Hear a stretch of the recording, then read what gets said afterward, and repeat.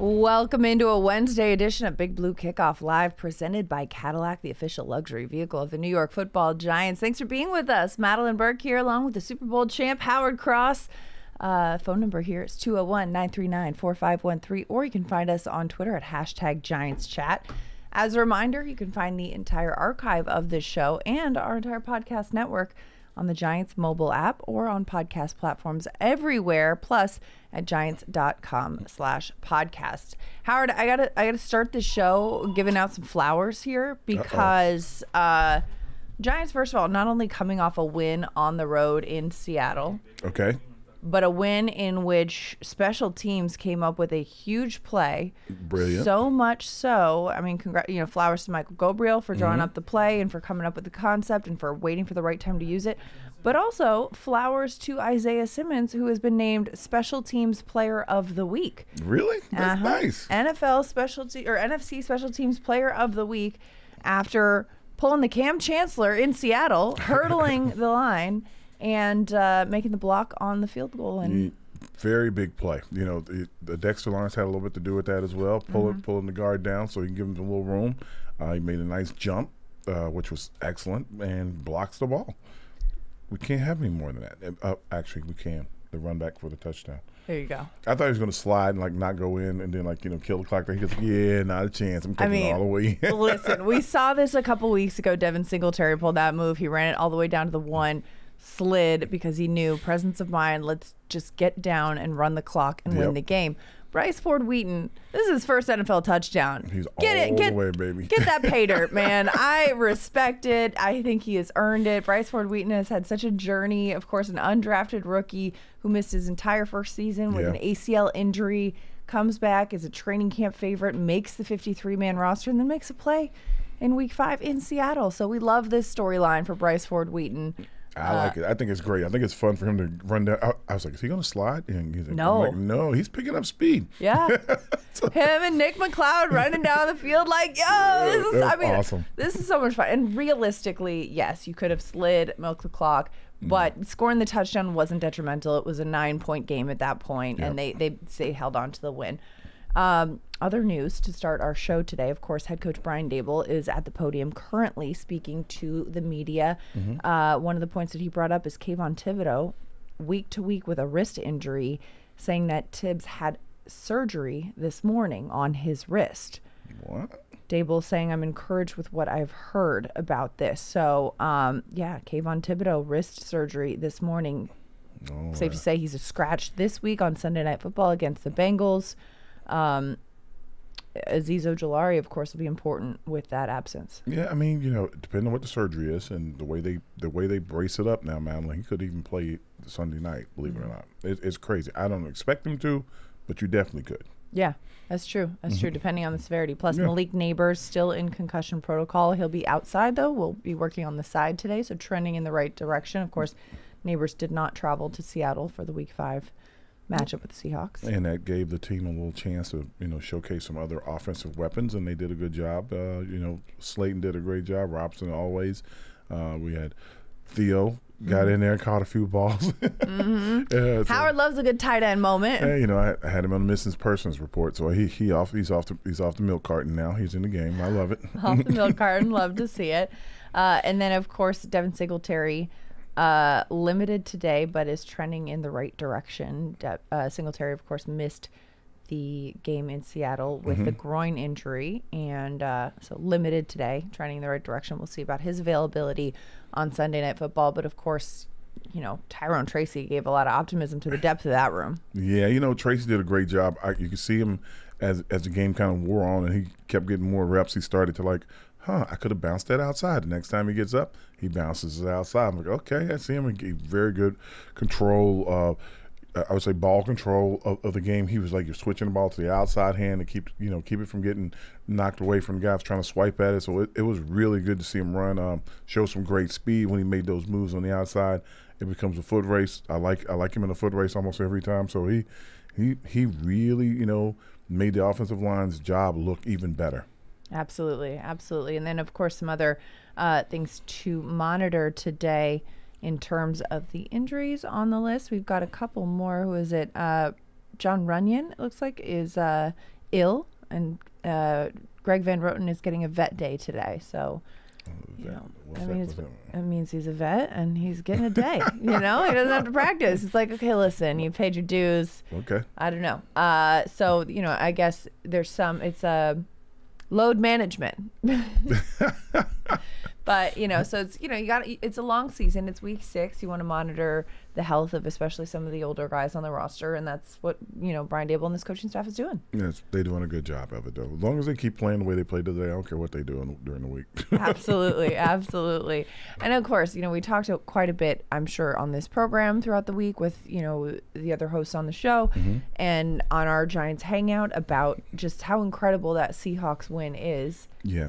The momentum of it, getting a win in that building. I mean, the last time the Giants won there was 2020, where there was no fans. And prior to that, it had been a long time before. It had been a very long time before. It's a hard place to win. So, and not just getting the win in that building, but also one thing that I think is a testament to the coaching is the discipline of this team. The Giants had just 2 penalties. They didn't have any pre-snap penalties, which in an environment like that, where it's that loud and that raucous and you're trying to work the silent count and trying to stay on the same page, that's a situation where you get those everyone but the center flags. Well, it was really funny because you're thinking about that, no penalties for illegal procedure, and it was so loud, especially early in the game, that you couldn't hear anything. I couldn't hear the show through my headphones, and they still weren't jumping off sides. And I think that it's more impressive that they weren't jumping off sides. They had motions and shifts and doing everything, and they just ran the offense like it didn't matter. Yeah, absolutely. They were, and to their credit too, the fact that the Giants were able to execute offensively and kind of take the crowd out of it at moments, not significantly, not the entire time. Of course, the 12s are always going to show up loud, but there were moments in which that crowd was a little bit okay. What? I see you. You know what? When they're running the ball like that and they're keeping it and squeezing all the air out of it, it drains the crowd pretty much. They're like, "Ooh, we got to get the ball back eventually here," and it also puts a lot of pressure on the Seahawks offense, because as they're sitting out there, they're a high-powered offense. They can score at any moment, and they're on the sidelines watching. They're like, "Come on, guys, you can get them. Slow them down. Let's go." Right. Yeah. It's like, okay, you're almost needing to warm up again after that kind of an effort. You mentioned high-powered offense. I mean, Geno Smith leads the league in passing yards, passing attempts. They air the ball out. Yeah, well, and he's got a lot of guys over there. He's got a lot of guys. Yeah. And the Giants DBs did a really great job in coverage. Tay Banks, I thought, had an incredible game. He took the coaching from Jerome Henderson this week and said, all right, listen, I'm going to level up, and really had a tough matchup being against DK Metcalf a few times, forced that fumble. Yep. And held DK to kind of a bit of a stifled stat line. He did stifle him a little bit. He got up in his grill, as you would say. He stayed really tight to him. Even Flott got on Big Metcalf one time and knocks the ball down. It looked so funny to see his little body reaching across to knock the ball down. I was like, look at this. This is incredible. I don't think Cordell Flott wants to be referred to as his little body. He's a little dude. He's slight. Okay. He's a slim build. Is that how you want to do it? I would call him a slim build. I'm saying slight. All right. I don't know. He'll hit you though. Yeah, exactly. Exactly. He'll bring it. Good cover guy too. He great skills. Yeah. And then of course, that pressure starts up front too. The Giants had 7 sacks on the day, 3 of them Dexter Lawrence, and I really like the way that Shane Bowen disguised a lot of these pressures. It would look like you're sending like 7-8 guys, and then several guys drop back into coverage, and Bowen's defense really heavily reliant on that front 4 to bring the pressure, and they were able to execute that and do that well. You know what? The defensive line played so well, led up by Dexter. Dex is like a wrecking ball in there. I say this all the time. He was like a Pop Warner game where the kid's really, really big, and you had to get his birth certificate. And how much do you actually weigh? Are you really that old? Like playing with little kids. And so what he looks like sometimes when he's out there, and it's pretty cool. I thought Trayvon did a good job. Thibodeau, he was awesome off the edge. Burns had a sack. Had a sack. Yeah. They tried to run a little trick play, and he went back and sacked the quarterback instantly. I think some of the young guys also got in there and got some half sacks and some pressure. So I think the D-line as a whole was really impressive. I think also it's interesting because, we've heard that frustrations or concerns with Giants fans who are like, hey, Brian Burns, I thought he was supposed to be this game wrecker, and it's taken him a little bit to get involved in the stat sheet and into the outcome. I mean, we saw the same thing with Bobby Okereke last year, right? When you're coming new to a team, new to an environment, it takes a little while to get your sea legs, and then you kind of hit your stride. I mean, we're just, 5 games into the season. Well, also, they're chipping him a little bit to try to keep him out of the plays. When you see him running really fast by there, he blew by the tackle one time so fast that he was behind Geno before he could slow down. Right. So he's like learning kind of like the angles and stuff. And there's nobody more frustrated with it than him. I'm watching as guys are going in at halftime. He's still looking at the screen going like, what? How in the world did I miss that? Like, I'm like, okay. Right. So he's a very intense young man. He really wants to get it done. And when you see guys working at that hard and really grinding, it means a lot to him. Right. And so this will be another test for this defense, because Sunday night you got the Bengals coming to town. And yes, you look at their record, Bengals 1-4. Oh, that's not too shabby. But I mean, Joe Burrow is coming off a overtime loss to the Ravens, in which Burrow threw 5 touchdown passes. He's thrown 12 touchdown passes on the season. That's leading the National Football League. He's second in the NFL with a 72.3% completion percentage. I mean, this guy can move the ball. This offense is putting up points. It's just like when your fantasy team is having the best outing you've ever had, and then you just happen to be going up against the person who scores more than you that week. Exactly. I feel like that's what the Bengals have been going through, that compared to the fact that, or combined with the fact that their defense has been allowing the opponents to give up quite a few points. So for the Giants, scoring points, controlling the time of possession, and really limiting Burrow's time with the ball. Really? Yeah, it's going to be, excuse me, it's going to be all about, ball control. They got to squeeze all the air out of the ball. It's more important this week than any Not other literally week. Because Tom Brady did that once, and it turns out we're not allowed. Yeah, we're not allowed to do that. Pearson Salt do that. But you got to hold on to the ball. Possession's got to be really, really high for the Giants, because they're not doing that. And you're looking at looking across the field. I'm telling you, Burrow will light it up. He has no problem getting it down the field. You got Jamar Chase out there who has a man on a mission because he didn't get his money. He really, really is like trying to show like, hey, look, I'm going to be the highest paid guy next year. If this is the way you want to do it, I'm going to make you pay for it. So he's really going after him. I mean, literally, I don't think there's a flaw in their skill position guys. They're excellent all around the board. Absolutely, and the Giants are going to have to continue to bring the pressure too. Did you know that the Giants are leading the NFL in sacks this season? 22 sacks. I can't believe that. The only other team with 20 or more sacks is the undefeated 5-0 Minnesota Vikings. Wow. That's impressive. It is impressive. And you think about, because especially coming into this season, the narrative around, Shane Bowen's defense, Wink would send the blitz, Wink would try to get this out, get to the quarterback. Is that pressure still going to be there? Clearly it is. It's, you know what? And it's the D linemen mostly are getting all the sacks. The D line are getting most of the sacks. Not necessarily, though. You'll get a safety every once in a while. Jason Pinnock, he's got 3 on the season. That's a career high for him. And it's we're only a few games in. Yeah, well, like I said, when we've seen Drew Phillips. And, when they blitz, they don't expect them to be blitzing. They don't expect to see them coming in the backfield, and all of a sudden, you got them. Plot twist. It's a big plot twist because he's not known for blitzing at all. Exactly. But you know what? Getting creative with it, throwing some different looks at it as well.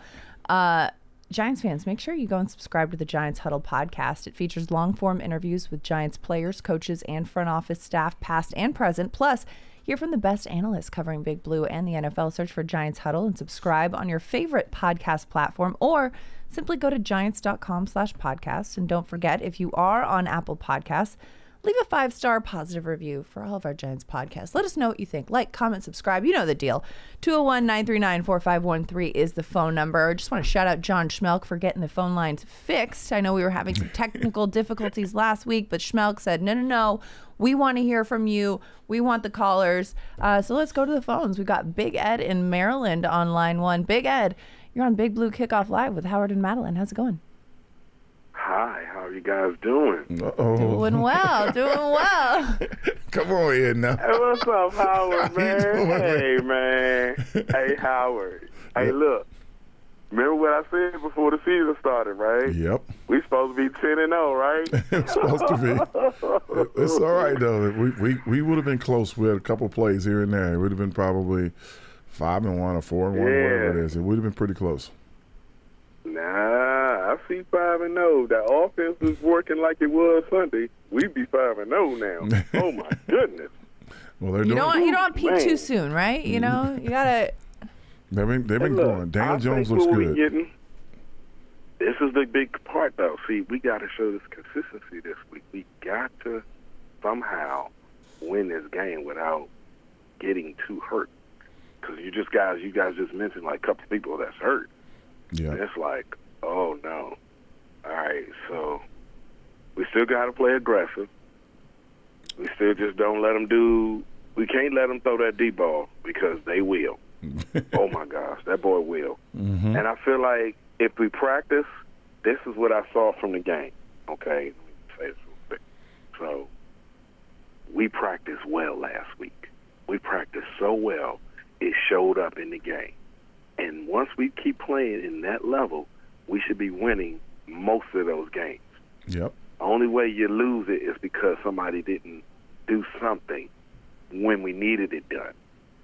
You know, because it's like game is 4 quarters. You can make mistakes in the first 3, but that 4th quarter, everything got to get tightened up because you're getting it in. You know how it go out. Yeah, that's where it is. But then, and look, and then the best part I like too. One great part I heard was the fact that we took a tight end down the middle of the field. I preached for you, Howard. I said it last week. I said, man, we got to go to our tight ends to win this game because they are a big force in the passing game. Get them past the linebackers. Man, you got a big target. It's not hard to do something with something like that. Yeah. And then big shout-outs to the running game and Isaiah, man. Yeah. Everybody, man. Everybody played great, awesome. Man. Yeah, and it showed. Absolutely. It wasn't like it didn't show inconsistency. It didn't show anything off. Everybody understood total focus. Got to do the same thing this Sunday night with this primetime game. Get this thing, whatever it is, off of him off, man. He got to come out and just show greatness, and it will be there. All right. And that's what I'm going to leave with right now. So I'll try to get back with you guys on Friday. All right. Thanks so much for calling, Ed. I think that's pretty funny. Ed said we're going to be like 10-0. When by the 14-0, I think he said what we should have been by this. I'm like, wow. So we're going to write that down. But that's a big call. He's right. I think the offense is playing a lot better. I think Daniel Jones is with time is looking better and better every game, which is exciting to see and to hear. I think also, Tracy is not a surprise. I knew he was going to run like that because watching him a little bit in Purdue, I was like, if he gets the motor going a little bit, he will be pretty fantastic. Right. So the running back room looks really good right now. I think the receivers kind of picked it up. Theo getting a chance to catch the ball some. I thought that was a big part of the game. But remember, Neighbors caused all of that before because when you have somebody that great, you're trying to give him the ball all the time. So all these other guys kind of wilted a little bit. Now that he's not in the game, they're picking it up. It's not like he wants them not to pick it up. He wants them to play better and better every week too. But you see it. You saw it in San Francisco. You see it in San Francisco a little bit. You saw it a little bit in Kansas City. They had big time receivers out there that came in early. It's like these guys are coming in and like they're threats down the field. Like the quarterbacks were looking for them. I don't know though that the other skill position players necessarily wilted. It's just more of that the fact there's one ball, and they haven't had it in their hands. And I mean, we saw this week, even with Jalen Hyatt. A lot of people expected Neighbors is out. Hyatt's going to be the guy. Hyatt, had some pretty great route concepts. He drew some coverage away. Mm-hmm. He had a nice some blocks. Yeah, exactly. Yeah, Good call, Pearson. He had a nice block in there as well. So just because he's not getting the ball in his hand doesn't mean he's not making an impact on the play. Oh, no, I get that part. And so I think some of these other receivers too, or skill position players, which of course you get, but I'm saying to the listeners, like some of these other skill position players, just because they're not having the ball in their hand or not being the target of the pass, doesn't mean they're not affecting the play. And when you've got a guy like Neighbors out there, that's the number one look. When we're talking about wilting, we're talking about the numbers. They're not getting the numbers. That makes sense. You're not like, oh man, I'm going to get this many. You're like, okay, well, he's getting all the plays. Right. And you're like, I got to do something else, but you're wilting your numbers. You're like, you want your numbers, especially when you're a guy that's getting paid to catch the ball. Exactly. That makes sense, too. And you want to have those numbers, especially when the contract negotiation comes up. But in terms of the win-loss, I mean, like shoot, like with Dexter Lawrence out there, that special teams play doesn't happen without Dexter Lawrence. Definitely not. But the casual NFL fan watching it doesn't even notice Dexter Lawrence. Well, I hope they didn't. I hope they notice, but I mean, doesn't notice. The casual fan is like saying, "Oh wow, Isaiah made that great leap, and Bryce Ford Wheaton had the scoop and whatever," because you're watching the ball. We're not supposed to be talking about that. I don't know how that's going to be ruled later. that play might disappear. You know what? It's we're playing by the rules, and it's a Belichick way right there. If it's within the rules, you still do it. Not no. I mean, hey, if the tush push is still legal. Don't have no in your heart, right? I can't believe you call it that. The brotherly shove, is that better? No. Okay. Giants fans, take your fandom to the next level with a season ticket membership. Stay connected to the club all year round, not just on game days. Memberships are now available for the 2024 season. To learn more about all the exclusive member benefits, visit giants.com/tickets. Limited inventory is available. 201-939-4513 is the phone number as we head back to the phone lines. Vinny in Florida. Vinny, you're on Big Blue Kickoff Live with Howard and Madelyn. How's it going? Hey, Vinny. First off, hopefully you stay safe down there, bro. Yeah. Hopefully you're not in the danger zone in Florida. I'm in a high-risk area. In St. Augustine. We just got to keep our fingers crossed and hope for the best. Oh, man. Okay. Well, if they tell you to evacuate, get out of there immediately, if not sooner. I'm far enough away from the beach that we won't have that, but yeah. Okay. Hey, but I appreciate you guys asking for it. Before I get into the football stuff, Madelyn, I want to challenge you. Uh-oh. I want a number of wins that you're going to say. Set it high, not out of this world, for the tattoo. First of all, Vinny. Give us a win total. Oh, my goodness. Give us a win total. For Vinny, a giant helmet either on the somewhere on the body. Oh, Lord. All right, listen, I told you last year that it was a Super Bowl. So if there is a Super Bowl win is what I would ask for the tattoo. Wow. Oh, come on, let's negotiate a little bit. Can we go with 12 wins? Wow. 12 is a stretch. Come on, 12 wins. I mean, that's pretty much like undefeated the rest of the season, right? Madelyn, don't do it, Madelyn. 12 and 5 they would have to be. Come on, Howard, let her make the decision.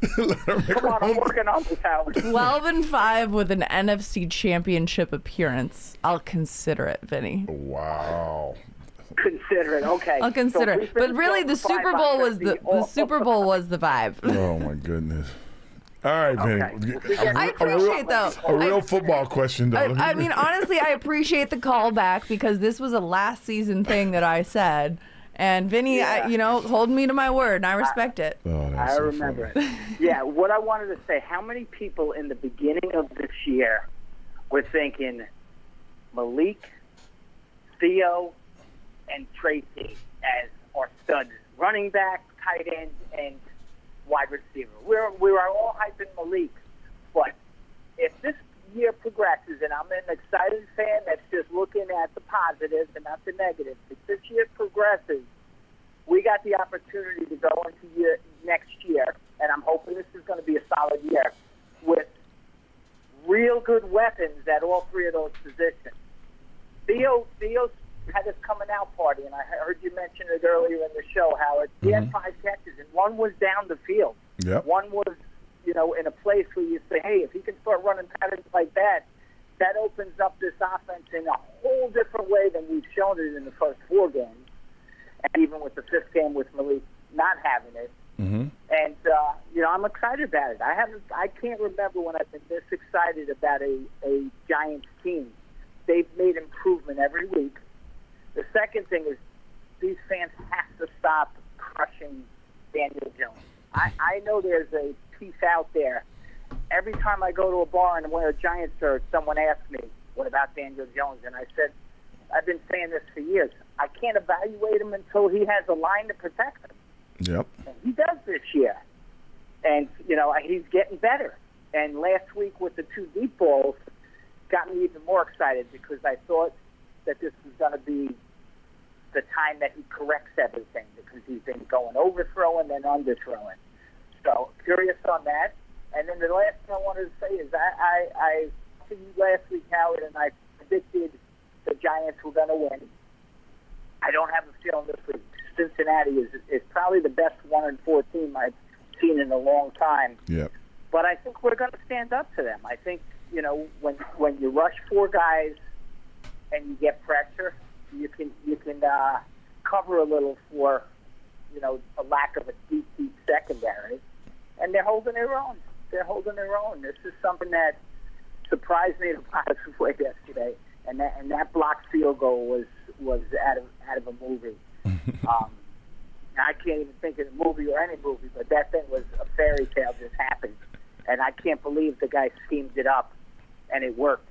That assures him, and all the coaches, I think, are a lot more safer because this needs to be built the way they're building it right now. Yes. Well, listen, the first things first, I think that the 3 rookies on the offense were drafted at every position that when they were getting their pick, they were the highest rated player when they were getting picked, when they were picking them, which is pretty cool that Joe Schoen was able to do that, to get the right guy at the right moment, which was exciting, and they are actually producing. He did the same thing with the defense as well. The 2 corners and the safety, they are playing excellent football, and the linebacker, the young linebacker, also from UCLA, I believe, Darius Mowasso is playing very well and contributing very well. I think that's pretty awesome. As far as, like I said, we've been talking about it kind of all day, is that you got to kind of squeeze the ball when you play against Cincinnati. You got to keep Joe Burrow off the field. Like he's a dangerous guy. His receivers are great. His running backs great. His tight end's pretty good. You know, but their defense is struggling. So we want to make sure that we take advantage of that defense the best way we can. And I would love to see Daniel, you know, throw for 300 yards and, you know, get 5 or 6 touchdowns. But that would mean that Joe is throwing for 300 yards and getting 5 or 6 touchdowns.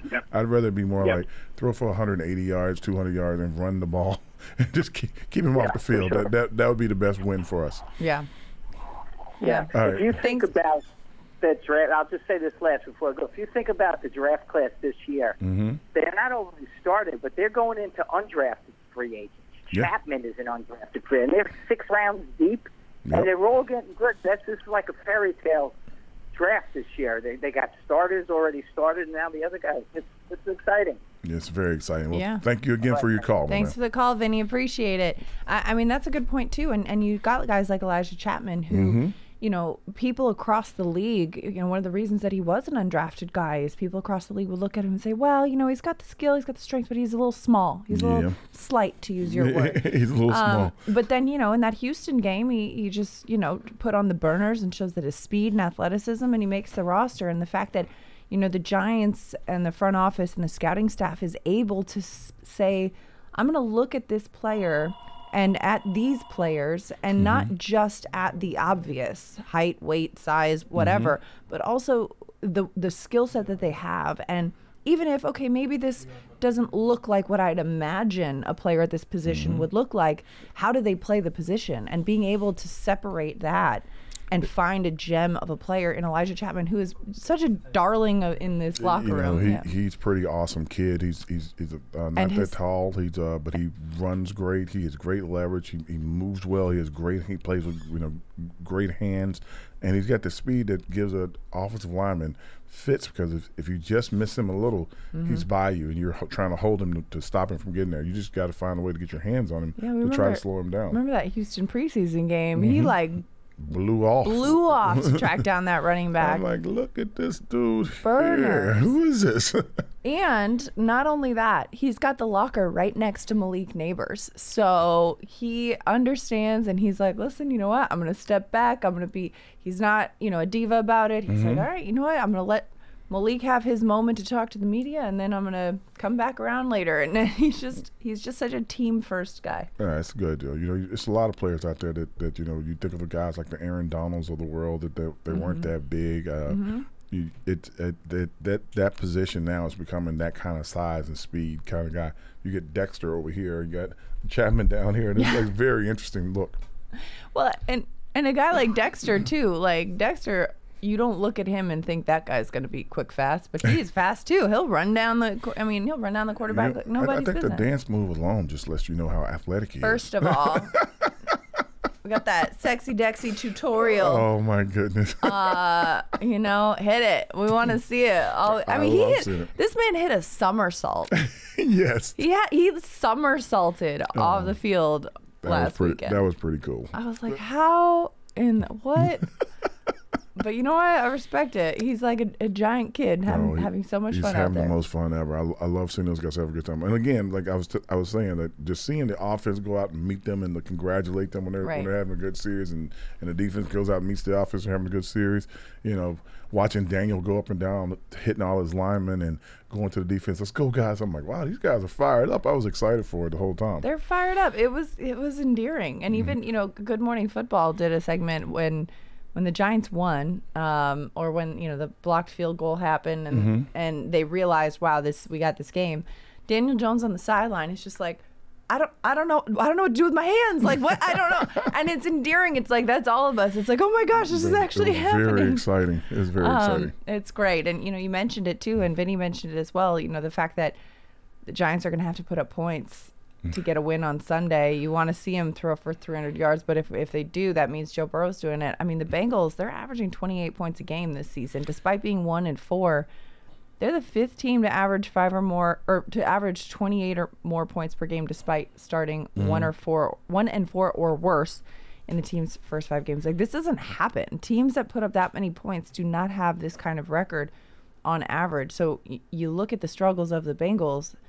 This team is not their record, and I think that's something that needs to be reminded, because it's easy to look at it and be like, oh, well, they're 1-4. Here's the other thing. They've lost all these games, but they've been fighting through the games also. It's not like they're going in and like he's throwing up junk points at the end of the game just to come back. They're in games nose to nose every game, and that's what's really weird about it. You would think they would find a way to, you know, stop somebody once or twice, but it doesn't matter. It doesn't matter how many times he scores. It's like the other team comes back down and scores again. So it's one of those things where you don't want it to come down to like whoever has the ball last wins, and you don't want Joe having the ball. That's the only thing you don't want. Right, exactly.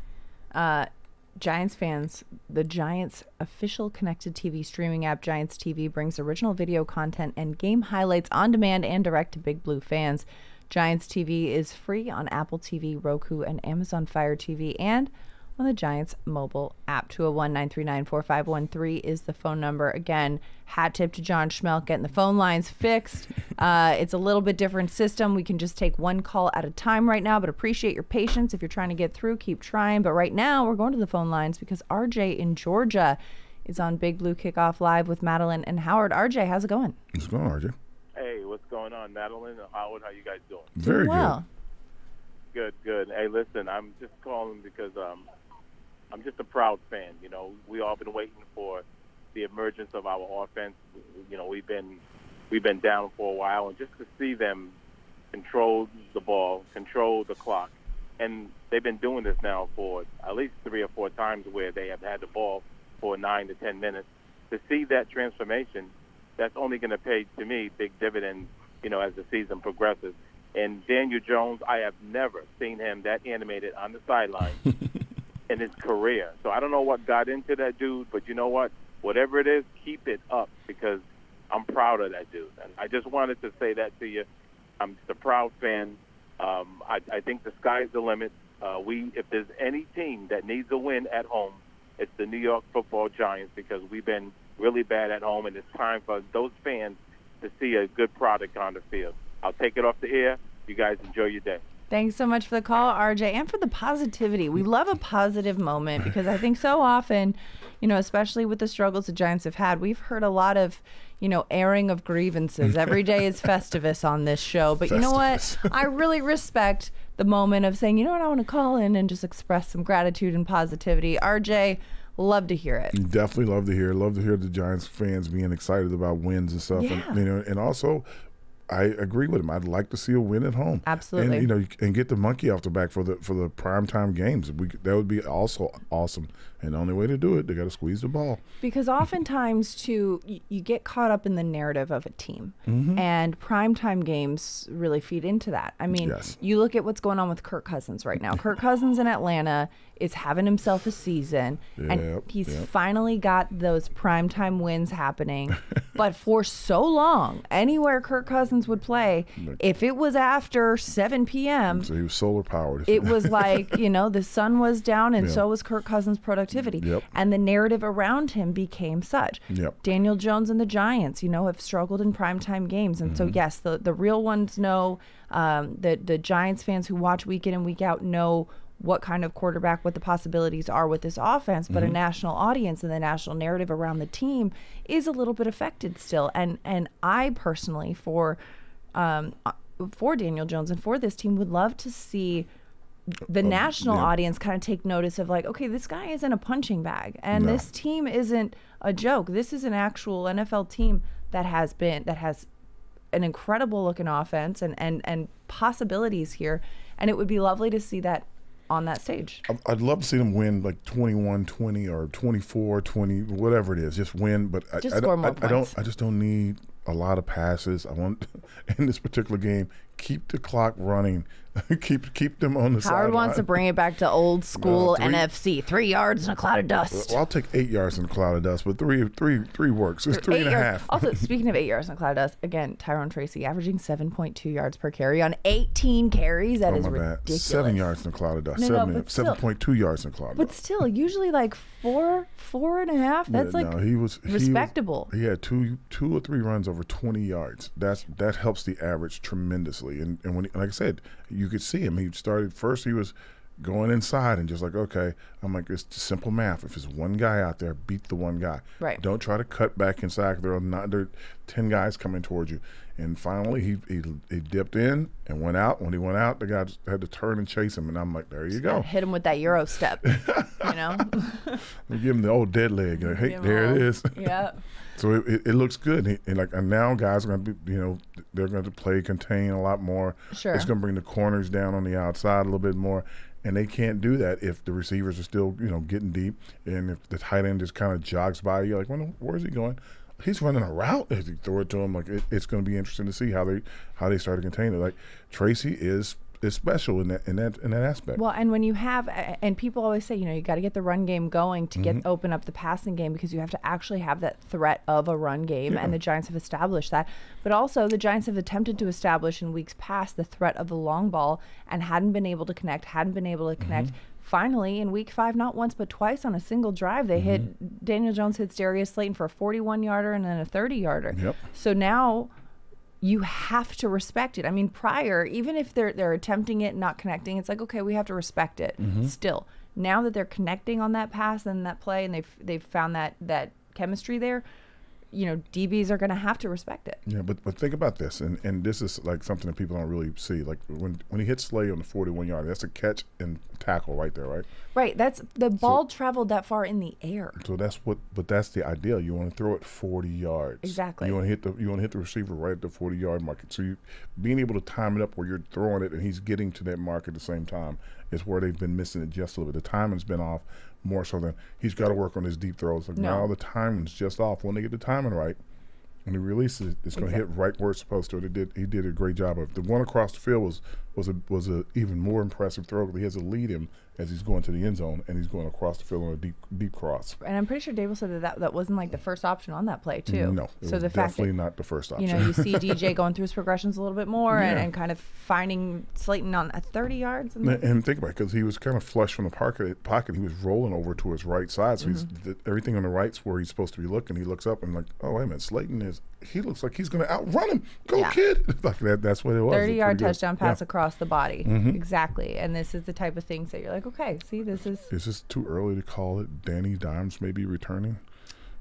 Maybe Daniel Dimes. Daniel Dimes. Dimes. He's a little older now. also, he never. I remember when that nickname. That. He never liked. He's the kind of guy who's like, nobody ever called me Danny. I'm not a Danny.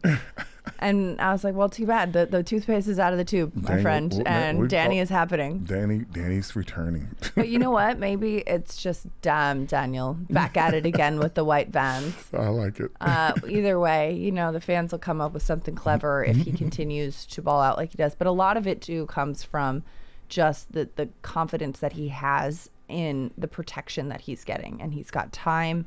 He's got a pocket. He's no longer immediately looking for the pass rush while also trying to find his receivers. Yep. And that has helped his game really kind of level up a bit, because he's now saying, okay, I can focus where I need to focus instead of having to look right in front of me, not trusting the protection I'm getting. That's true. And because of the player that he is, too, he gets a lot of zone coverages, because you saw what happens when people play man-to-man. The quarterback breaks the pocket. Like, there's nobody looking at him. He can just run for days, and nobody wants Daniel running down the field. Clear, like, we don't want to see that, because he could probably outrun some of the DBs in that case. So even coming off the knee surgery, he can still motor down the field pretty good. Absolutely. 201-939-4513 is the phone number as we head back to the phone lines. Cliff in New York. You're on Big Blue Kickoff Live with Howard and Madelyn. Cliff, how's it going? Hey, great time to be a Giant fan. Very. Yeah, there you go. Actually, it's been a great time all along. I mean, if you're into progress, and you can see progress, which there was no shortage of. Absolutely. But anyway, something came up in the post game. By the way, I learned something more about how to catch up with you guys. I have the radio on during the telecast, so I stick there for the post game, and then I catch up with your version the next day. And I learned that if you guys haven't had a chance to post it on the website yet, I can get it at MSG Giants postgame. Amazing. A lot of connectivity. Love it. We got MSG Giants postgame, Giants.com, and also on YouTube. Yep. And so if you haven't had a chance to, if it's not on the Giants.com website, they simulcast stream it on YouTube, and we'll archive it on the Giants YouTube page as well. Yep. So a call comes in, and this guy starts complaining, and Schmelk says, "You're not going to complain today, are you?" You know, and but he was just asking about the and this relates to the O-line, I think. He was asking about, I think it was the last time we had the ball before Gino drove down for the field goal, and we just needed to be able to run out the clock, and I think we had a 3-and-out. And I think they were all 3 pass plays, and that was his complaint. He said, well, if it was Parcells, we would have run the ball. So I was thinking, maybe as great as the O-line has been, and we're all thrilled with how not only more of an improvement, and not only that they seem to be more than functional, maybe they're not at the point where they can run it whenever they want, even if the other guys know it's coming. Do you think that's what happened there? Well, Cliff, you also said it yourself. You got to be a fan of progress right here. Yeah. So basically, sometimes coaches, it's all coaches, they want to get the ball down the field a little bit, trying to score one more time. That becomes a thing, and that gets more important than if you're just trying to drum it out and run it out. It might work, but when you got almost 11 guys at the line of scrimmage, you kind of have to throw it almost, because they're going to tackle you in the backfield and call timeout anyway. That was the first thing I thought. It was they must have had everybody in the box. Yeah, they were pretty tight, because they were like, we can't let this kid Tracy, get another run, or Gray get another run, because he was beating them down too, and they were trying to watch it. You could hear him screaming, watch the screen. So it was a lot of people, a lot of bodies up there. Well, at some point on the show, the last couple of months, looking forward to where the O-line can get to, there was this notion of you've really arrived when you can run it, even when they know you have to do it, and the whole stadium knows it's coming. Do you think that was a situation where they might have been able to do it, or it just never is a good idea when it's that tough? I think, and again, I'm just guessing. I'm not, because I don't know the play calls or anything, or why he did it, but I'm just guessing that he was trying to get the ball further down the field. Okay. So yeah, well, he sure had reason to be confident in that. Yeah, he was they were feeling pretty good about the receivers, the routes they were running. The tight end was doing a good job. So I think he was just trying to get it down the field a little bit, and make them have to use their timeouts is what he was trying. I'm assuming what he was trying to do. Yeah, well, I feel like we've been getting a glimpse of what if we didn't know already, I didn't, what kind of an offense this coach wants to have. And Schmelk was saying earlier in the preseason, he thinks Dable really wants to pass the ball a lot, and it seems like maybe we're seeing that. But in any event, I was glad to hear that Hyatt got credit for some blocking. Yes, he did. And he's built the same way as Flott. I was thinking maybe they didn't want him to block. No, he running downfield. You're matched up. Excuse me. You're matched up with the guys that are about the same size as you, so it's not that bad of a deal. It's the problem when you kind of catch a linebacker or something. That's not very fun. Not at all when you're a receiver. I think he just, wants to be involved in the game so much that blocking was just part of it. He wanted to hit somebody. Well, that was great. I don't mind Daniel running straight up the middle because he took somebody on too, and I figured I didn't catch the guy's number, but if he's a DB, that's not such a terrible thing for Daniel to do at 220 or 230, whatever he is, right? Yeah, it's not a terrible thing, but for me, I like for him to run towards the edges, so when his run finishes, he kind of coasts out of bounds. Yeah, Daniel's the type of quarterback that even on the design run plays, he's going to run and he's going to take the contact instead of just being like, okay, 10 yards, let me get down, right? Yeah. And I don't know how good he can get down with the knee. For 1 year off of surgery, not quite a year off surgery, folding a knee and sliding. It's not probably the greatest thing. Thank you so much. Not the greatest thing, but in my mind, maybe outside, get to the sideline. And we can blame the knee if we want to, but Daniel's never really been a slider.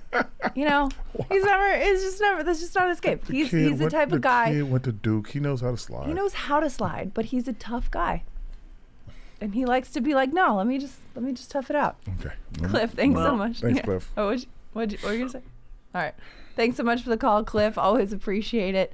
It is. He's just one of those guys. Yeah, we had to get you some hydration over there. Oh man, I was like choking over here. I'm like in the dock. I'm like, all right, Maz, what do we got to do to get this man? Sorry. No, we got to.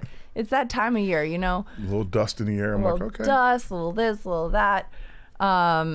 And maybe you're just all choked up just thinking about how proud you are of this Giants team and the way that they found the tight end. They found the tight end, 5 catches in the game, 5 for 5 every target he came up with. There you go. And Theo's a good kid coming out of Penn State. I think he had he's a big body dude. Yeah. And he's somebody that I think, much like yourself, in your career, people look at him like, okay, he's a good blocking tight end, but he can come up with the ball. He was a receiver the whole time. He right. In college he really came up with a lot of great plays. That was a big thing about him.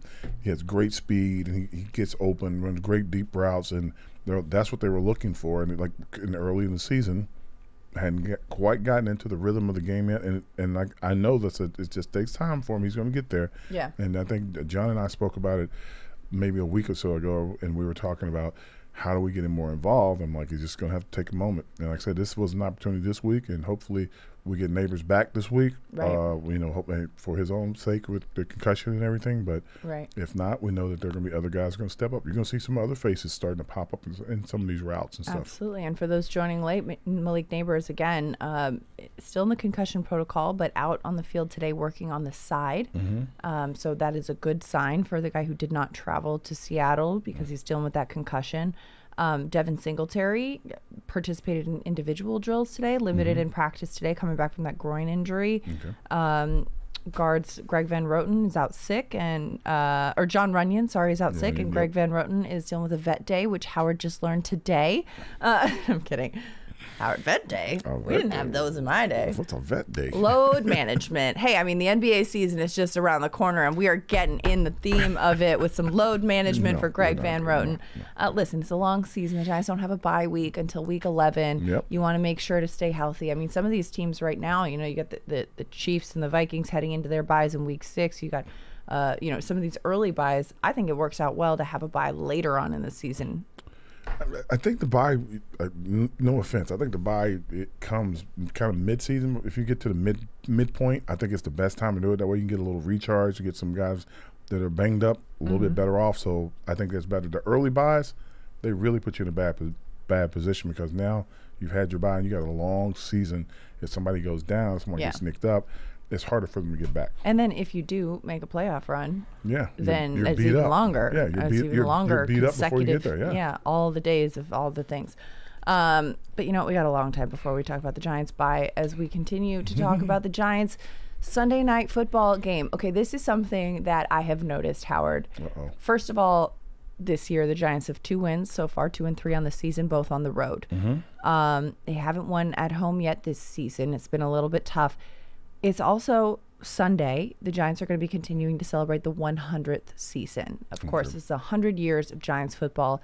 Established in 1925. This is the 100th season. There's a lot to celebrate. They're going to be honoring the 2007, 2011 Super Bowl teams. They're going to be giving away Tom Coughlin bobbleheads at the gate. If you're the first 25,000 fans in attendance, there's going to be a lot of pageantry around this game.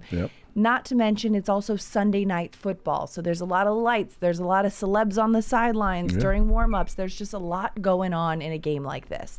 And you notice when these kind of games happen, the Giants have had struggles in the past in games in which there's been a jersey retirement or an honoring of some sort or some sort of pageantry. So between that, it could be coincidence, it could, be just a lot of noise. Between that and the Giants' struggles to win at home so far this young season, is there something to the difference between, winning a game on the road and winning at home? I think the night games specifically are the tougher games to play because you sit around all day. And your routine is off. Routine is off. And some guys adjust to it well, some guys don't. I think winning games at home, you're expected to win at home, but remember that when the team that you're playing, like when we play on the road, you give that team, you're giving them your best shot always, but you really are giving them your best shot when you're in their place. You want to quiet the crowd. You like the crowd to hear. Like, it was so cool to be at Seattle and hear people go, "Let's go Giants." I'm like, really? I'm like, that's also just hat tip to the Giants fans that make the trip. Giants fans travel so well, but you love to see that. But that's what teams come here and they want to do that to the Giants as well. So like you got to like really want to, keep it rolling, keep it going. And I said, like, if Thibodeau and Big Dex in the middle and Burns are on their game, really, really getting pressure on Joe, it could be one of those games where the crowd's going really nuts. The more plays they make, the louder the crowd gets. You got to keep them, and you keep them off the field. And I expect it to be really quiet when the Giants have the ball, so we can hear what's going on out there. But we want to hear a pin drop. We want to hear a pin drop. We want to hear like what did he just say?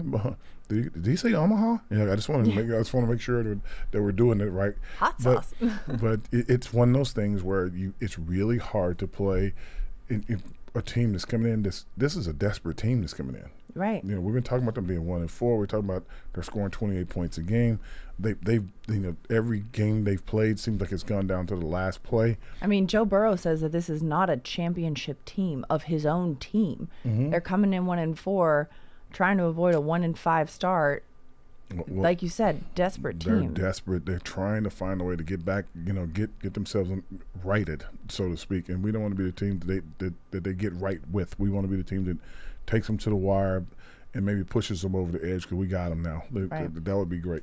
I will say, too, though, I mean, so I don't travel with the Giants during the regular season because we stay back here, host the post-game show out of a studio in New Jersey. But, I travel during the preseason and have traveled for years covering the NBA. And one thing that I notice about a road game as opposed to a home game that's different is it's a business trip, right? Yeah. You are all, first of all, you're all together. As a team, as a unit, you're traveling together on the flight, on the bus, in the hotel. You're eating meals together. You're having a dinner together the night before the game. There's that extra camaraderie, that extra this, but you're also solely focused on the game. The game, yes. You're not waking up in the morning and, okay, let me do the laundry, let me mow the lawn, let me clean out the gutters, let me focus on some of the tasks at home. What did she say to me? You're not, you're not out, dropping the kids off at gymnastics or doing any of that. You are solely focused on the game. It's a business trip as opposed to a home game, especially like you said, a night game when you've got other things going on. And again, these are professional athletes and they're locked in and this is their job. And I'm not making an excuse, but it is just a different mental approach. And so like as a professional athlete yourself, like how did you manage that when you play? Oh, well, it's easy. It's like us against the world. Right. That was the mentality. You go together. It's like you're marching your army onto to enemy soil and you're about to fight. Yeah. And you're all together. And your army shows up together in a bus, Yep. as opposed to everyone individually pulling up. And let the big guys get off first. Look at these guys getting off the bus. Oh man, these guys are tough. Okay, it was an army. That's what it was. You're basically. You're together. It's you against the world. You know the crowd's going to be crazy. You know, like I used to love going to like the old Cleveland Stadium when they had the dog pound. I used to love going to the old RFK Stadium and listening to their band play. And then all of a sudden, silence. Yeah. It was just, those were like great years and great places to play. It was fun. Mm-hmm. And then when you go to someone else's house and get those games and you get out there and get those big wins. Exactly.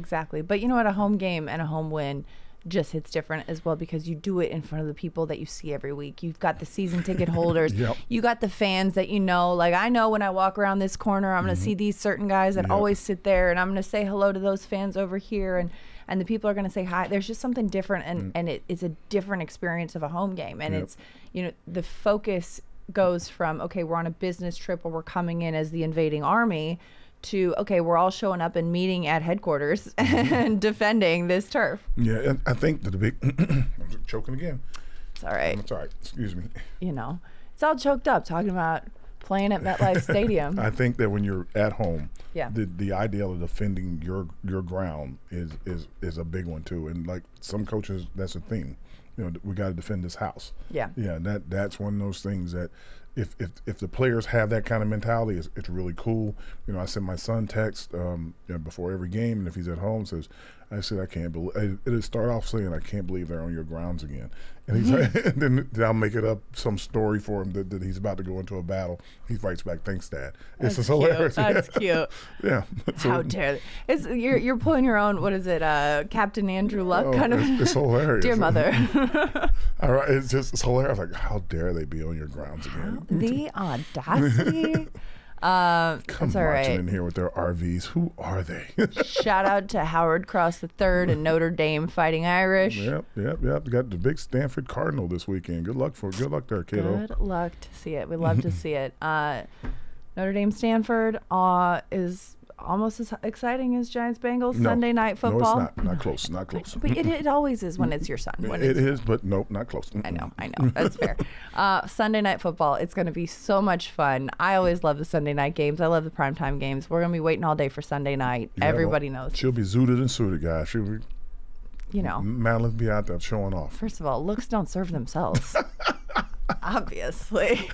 I know that. Yeah, that's right. Matt's like, I know that's right. He's gonna be like, yeah, I'm in a suit myself. Right? We gotta be Sunday best, ladies and gents. We'll be out there. Howard will be on the sideline as per always. Yep. I'll be doing post game as per always. But we got a whole week of preparation because, of course, just now the Giants are just starting on the practice field as we speak, starting their preparation for the Bengals. And we've got a week worth of shows here on Big Blue Kickoff Live as the rotation of hosts continue to prepare you for Week 6. Howard, any last thoughts, parting words before we say farewell to our friends out here? Who that think they're going to beat them Bengals? Is that what they say? Who that? We that? We that, yeah. We they? We them ones. We they? We them. We them? I don't know. We art thou. I don't know. Let's workshop that. I'm sure Brandon London, the hymn C, will have some sort of chant coming on too. So if you're going to be out there at MetLife Stadium again, first 25,000 fans are going to receive a bobblehead. First of all, I'm going to get there early. I'm going to need a bobblehead. I love a bobblehead. If I see you with a bobblehead, I'm going to have a problem. I mean, first of all, don't block my blessings. All right. Thanks for listening to today's episode of Big Blue Kickoff Live, presented by Cadillac, the official luxury vehicle of the New York Football Giants. BBK is a part of the Giants podcast platforms everywhere and giants.com/podcast. For Howard Cross, I'm Madelyn Burke. Thanks for hanging out with us. We'll see you next time.